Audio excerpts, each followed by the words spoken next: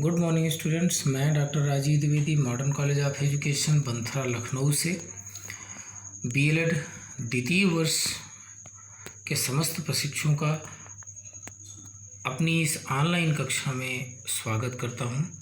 छात्रों, जैसा कि आप सभी को ज्ञात है कि मैं आप सभी को लखनऊ विश्वविद्यालय के अंतर्गत बीएलएड द्वितीय वर्ष के अंतर्गत आने वाले प्रथम प्रश्न पत्र यानी development and understanding of the learner वाला जो पेपर है उसको आप सभी को पढ़ाऊंगा। इस विषय की शुरुआत करते हुए, इस पेपर की शुरुआत करते हुए मैंने आप सभी से अपने पहले वीडियो में ऑनलाइन कक्षा के माध्यम से शिक्षा मनोविज्ञान के अर्थ के संबंध में, शिक्षा मनोविज्ञान की कुछ महत्वपूर्ण परिभाषाओं के संबंध में परिचर्चा की थी।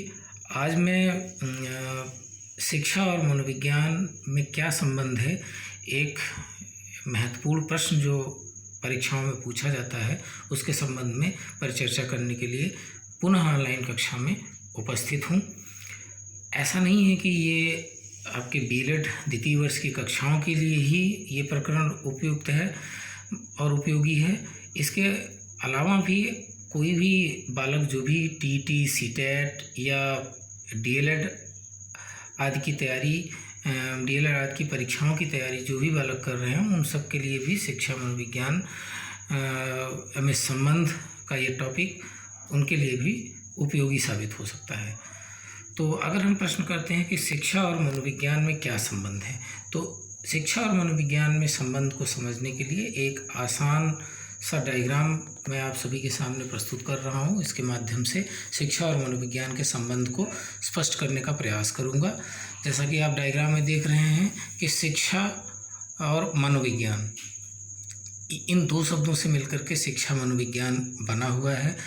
शिक्षा का अर्थ अगर हम सूत्र रूप में शिक्षा को परिभाषित करेंगे तो हम कह सकते हैं कि शिक्षा एक ऐसी प्रक्रिया है जो व्यक्ति के व्यवहार में परिमार्जन करती है, यानी शिक्षा व्यवहार परिमार्जन करने का कार्य करती है।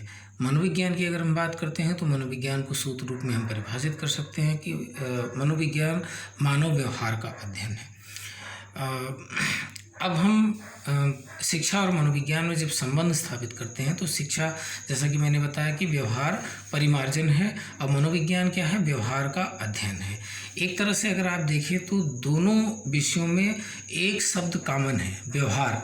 शिक्षा व्यवहार का परिमार्जन करती है और मनोविज्ञान व्यवहार का अध्ययन करती है। जब शैक्षिक परिस्थितियों में व्यवहार परिमार्जन के लिए हम व्यवहार का अध्ययन करने लगते हैं तो वहीं पर शिक्षा मनोविज्ञान का जन्म होता है। कहने का तात्पर्य है कि जब हम शैक्षिक परिस्थितियों में यानी व्यवहार परिमार्जन के लिए शिक्षा के क्षेत्र में व्यवहार का अध्ययन करते हैं तो ऐसी स्थिति में शिक्षा मनोविज्ञान का जन्म होता है। कहने का तात्पर्य है कि शैक्षिक परिस्थितियों में व्यवहार के परिमार्जन के लिए व्यवहार का अध्ययन शिक्षा मनोविज्ञान के अंतर्गत किया जाता है। शिक्षा और मनोविज्ञान में संबंध को और अधिक स्पष्ट करने के लिए थोड़ी सी और चर्चा कर लेते हैं। शिक्षा और मनोविज्ञान में अगर हम संबंध की बात करते हैं तो शिक्षा मनोविज्ञान का संबंध सीखने और सिखाने की विधियों अर्थात पढ़ाने पढ़ने से है। शिक्षा तथा मनोविज्ञान ज्ञान की दो स्पष्ट अलग अलग शाखाएं हैं, परंतु इन दोनों का परस्पर घनिष्ठ संबंध है। आधुनिक शिक्षा का आधार पूरी तरह से मनोविज्ञान ही है। बच्चे को उसकी रुचियों, उसके रुझानों और उसकी संभावनाओं तथा उसके व्यक्तित्व का ध्यानपूर्वक अध्ययन करके आज के युग में शिक्षा दी जाती है, शिक्षा का प्रबंध किया जाता है। आज शिक्षा तथा मनोविज्ञान एक दूसरे के पूरक का कार्य कर रहे हैं। स्किनर के अनुसार शिक्षा मनोविज्ञान शिक्षा की एक आवश्यकता है। इसकी सहायता के बिना शिक्षा की गुत्थी सुलझाई नहीं जा सकती। शिक्षा तथा मनोविज्ञान दोनों का संबंध व्यवहार के साथ है। मनोविज्ञान की खोजों की शिक्षा के दूसरे अन्य पहलुओं पर भी गहरी और अमिट छाप है। शिक्षा तथा मनोविज्ञान सिद्धांत तथा व्यवहार का समन्वय है। शिक्षा तथा मनोविज्ञान का पारस्परिक संबंध का ज्ञान मानव के समन्वित संतुलित विकास के लिए आवश्यक है। कहने का तात्पर्य है कि शिक्षा अगर सिद्धांत है तो उन सिद्धांतों को प्राप्त करने के लिए मनोविज्ञान के प्रयास के द्वारा ही उन सिद्धांतों को प्राप्त किया जाता है। यानी शिक्षा अगर सिद्धांत है तो मनोविज्ञान व्यवहार है। तो सिद्धांत और व्यवहार दोनों का समन्वय शिक्षा मनोविज्ञान में देखने को मिलता है। इसके अतिरिक्त शिक्षा के समान कार्य मनोविज्ञान के सिद्धांत पर आधारित हैं। यानी शिक्षा के समस्त कार्य मनोविज्ञान के सिद्धांतों पर आधारित होते हैं। क्रो एंड क्रो की परिभाषा के अनुसार मनोविज्ञान वातावरण के संपर्क में होने वाले मानव व्यवहारों का विज्ञान है। शिक्षा सीखने की प्रक्रिया को करने की चेष्टा प्रदान करती है। शिक्षा मनोविज्ञान सीखने के क्यों और कब से संबंधित है। अगर हम यह प्रश्न करते हैं कि सीखना क्यों हो और सीखना कब हो, तब हमें मनोविज्ञान की शरण में जाना पड़ता है। जब हम मनोविज्ञान की शरण में जाते हैं तो ऐसे विज्ञान को हम शिक्षा मनोविज्ञान के रूप में जानते हैं। शिक्षा और मनोविज्ञान को जोड़ने वाली कड़ी है मानव व्यवहार।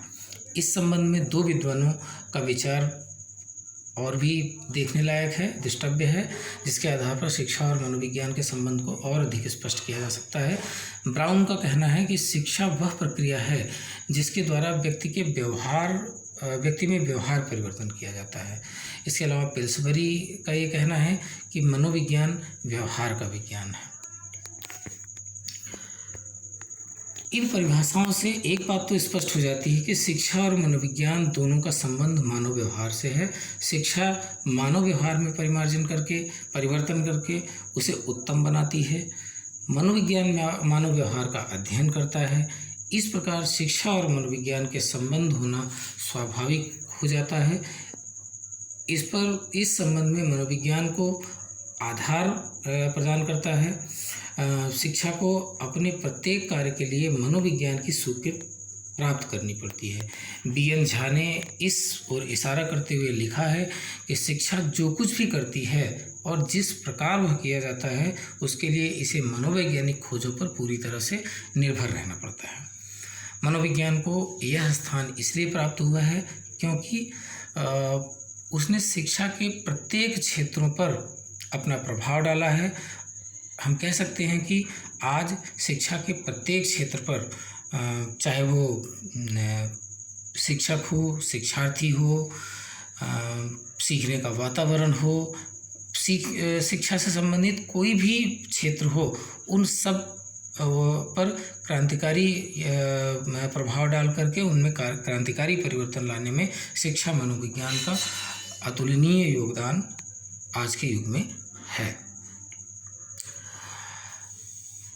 मनोविज्ञान का शिक्षा के साथ संबंध को स्पष्ट करने के लिए मैं कुछ बिंदुओं को भी माध्यम बनाना चाहूँगा। जैसे पहला है मनोविज्ञान तथा शिक्षा के उद्देश्य। मनोविज्ञान के द्वारा यह ज्ञात किया जाता है कि शिक्षा के उद्देश्यों को प्राप्त किया जा सकता है अथवा नहीं प्राप्त किया जा सकता है। शिक्षक ने अपने उद्देश्य में कितनी सफलता प्राप्त की है यह भी मनोविज्ञान के द्वारा ही जाना जा सकता है। इसके अतिरिक्त दूसरा जो पॉइंट है उससे और शिक्षा मनोविज्ञान का संबंध स्पष्ट होता है। शिक्षा और मनोविज्ञान का इसमें कहा गया है कि मनोविज्ञान ने बालक के सर्वांगीण विकास में पाठ्य सहगामी क्रियाओं को महत्वपूर्ण बनाया है। इसलिए विद्यालयों में आज खेल कूद, सांस्कृतिक कार्यक्रम आदि की विशेष रूप से व्यवस्था की जाती है। ये मनोविज्ञान की देन है जो इस प्रकार की को करिकुलर एक्टिविटीज़ के माध्यम से छात्रों का सर्वांगीण विकास करने का प्रयास किया जाता है। इसके अतिरिक्त मनोविज्ञान तथा पाठ्यपुस्तकें, आज जितनी भी पाठ्यपुस्तकों का निर्माण किया जा रहा है उसमें बालक की आयु का ध्यान रखा जाता है, उसकी रुचियों का ध्यान रखा जाता है, उसकी मानसिक योग्यताओं का ध्यान रखा जाता है। यह सब देन मनोविज्ञान के कारण ही संभव हो सका है शिक्षा के क्षेत्र में। इसके अतिरिक्त मनोविज्ञान तथा समय सारणी, यानी जो आज का टाइम टेबल निर्धारित किया जाता है स्कूलों में, वह भी पूरी तरह से मनोविज्ञान पर आधारित है। शिक्षा में मनोविज्ञान द्वारा दिए जाने वाला मुख्य सिद्धांत है कि नवीन ज्ञान का विकास पूर्व ज्ञान के आधार पर किया जाना चाहिए। अगर हम मनोविज्ञान का समय सारणी में हस्तक्षेप देखते हैं तो आज मनोविज्ञान की ही देन है कि मनोविज्ञान ये मानता है कि सुबह के समय बच्चों का दिमाग तरोताज़ा रहता है, जिससे उनकी ग्रहणशीलता सुबह के समय अत्यधिक होती है। यही कारण है कि मनोविज्ञान की ही देन है कि समय सारणी में कठिन विषयों को कक्षा या स्कूल शुरू होने के प्रारंभ में रखा जाता है और आसान और सरल विषयों को अंत में रखा जाता है, क्योंकि अंत में बच्चे पढ़ाई करते करते थकान महसूस करते हैं, जिससे कि आसान विषयों को रखा जाए। ये मनोविज्ञान की ही देन है कि समय सारणी का इस मनोवैज्ञानिक आधार पर निर्माण किया जाने लगा है स्कूलों में। इसके अतिरिक्त मनोविज्ञान तथा शिक्षा विधियाँ, मनोविज्ञान की ही देन है कि शिक्षा के क्षेत्र में अनेक मनोवैज्ञानिक विधियों का आविष्कार हुआ। मनोविज्ञान के द्वारा शिक्षण विधियों में बालक के स्वयं सीखने पर आज बल दिया जाता है। इस उद्देश्य से करके सीखना, खेल द्वारा सीखना, रेडियो द्वारा सीखना, भ्रमण द्वारा सीखना, चलचित्र, टीवी आदि के द्वारा सीखना, इस प्रकार की समस्त शिक्षण विधियों को स्थान अगर दिया जाता है शिक्षा के क्षेत्र में, तो वह निश्चित रूप से मनोविज्ञान की ही देन है, मनोविज्ञान का ही प्रभाव है शिक्षा पर।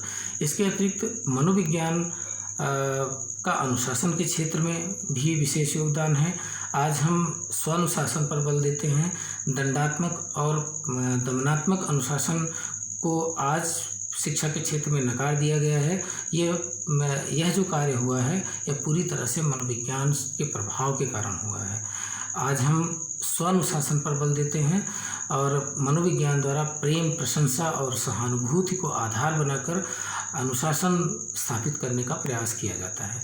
इसके अतिरिक्त मनोविज्ञान तथा अनुसंधान, मनोविज्ञान ने सीखने की प्रक्रिया के संबंध में खोज करके अच्छे अच्छे नियम बनाए हैं। तमाम प्रकार के मनोविज्ञान के अंदर सीखने के सिद्धांत निरूपित किए गए हैं बहुत सारे मनोवैज्ञानिकों द्वारा, जैसे थार्नडाइक का प्रयास एवं त्रुटि का सिद्धांत, स्किनर का सिद्धांत, पावलोव का सिद्धांत, वंडुरा का सोशल लर्निंग, हल का पुनर्बलन सिद्धांत, इसके अलावा गेस्टाल्टवादियों का सिद्धांत। ये सब मनोविज्ञान की ही देन है कि सीखने और सिखाने की प्रक्रिया में इन सिद्धांतों को आधार बनाया जाता है, जिससे सीखने की प्रक्रिया को, बालक के सीखने की प्रक्रिया को गति प्रदान की जाती है और कम समय में अधिक अच्छी प्रकार से सीखना संभव हो पाता है। तो इन बिंदुओं से, इन बातों से स्पष्ट हो जाता है कि शिक्षा और मनोविज्ञान एक दूसरे से घनिष्ठ रूप से संबंधित हैं। तो छात्रों, ये टॉपिक आज का यहीं समाप्त होता है। अगले कक्षा में मैं एक नए टॉपिक, एक नए प्रकरण के साथ आपके समक्ष पुनः उपस्थित होऊंगा। तब तक के लिए एक संदेश के साथ आपसे विदा लेना चाहूँगा कि आप अपने घर में सुरक्षित रह करके लॉकडाउन के नियमों का पूरी तरह से पालन करें, देश का एक जिम्मेदार नागरिक बने। इसी के साथ मैं विदा लेता हूँ। धन्यवाद।